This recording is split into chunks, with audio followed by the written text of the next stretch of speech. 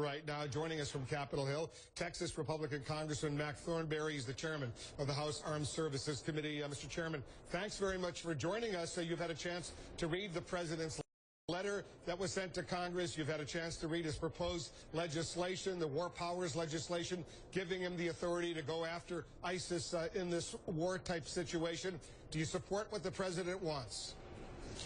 Well, I'm concerned that the president is more focused on threading a political needle here rather than how to be successful in beating ISIS. So, for example, you were just hearing these words: offensive, ground combat operations, enduring. There is no precedent for any of those words. So if you're a soldier or Marine on the ground in Iraq or somewhere, what do they mean for you? And one of our key questions, I think, is how that translates to those soldiers and Marines on the ground who actually have to live with this language, not just the political aspect of it, but they've got to make life or death decisions based on whether it's enduring or not, whether it's offensive or not. That troubles me.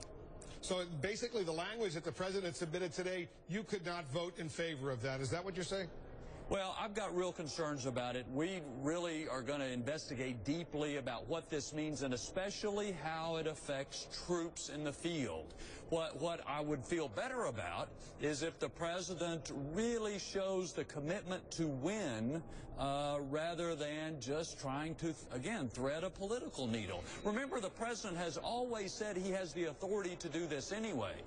So now the language he sent up to us today restricts the authority that he said he's already had and has been using for months and months.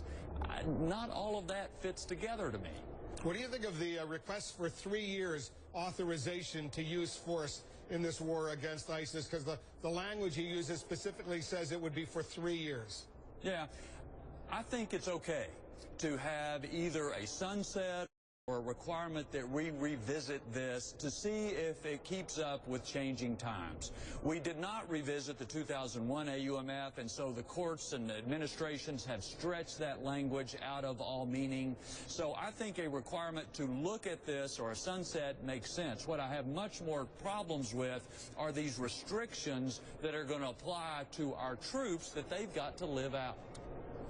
Well, it's going to be a sensitive debate, and I'm sure you're going to have hearings on this. Your colleagues in the Senate will have hearings. We'll see what kind of changes are made. If the president is ready to accept those changes, we'll cover it, obviously. I want to get your quick reaction to the United States abandoning its the U.S. Embassy in Sana'a, Yemen. Those Marines, all of the Marines now have been effectively forced to leave, and we're now getting reports that they couldn't leave with their weapons. They had to hand over their weapons and their military vehicles to these rebels, if you will, these Houthi rebels, these Shiite rebels backed by Iran. It's pretty humiliating what's going on in Yemen right now, isn't it?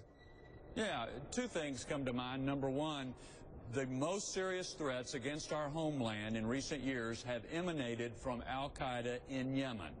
And now that essential presence that we've had there to try to reduce that threat has been eliminated in the capital, at least, of Sana'a. Secondly, this is what the president has touted as the poster child for his successful counterterrorism efforts. That's part of the reason when we go to this AUMF, a lot of folks on our side of the aisle have doubts about whether his heart is really in it or not, because his success story really hadn't turned out very well.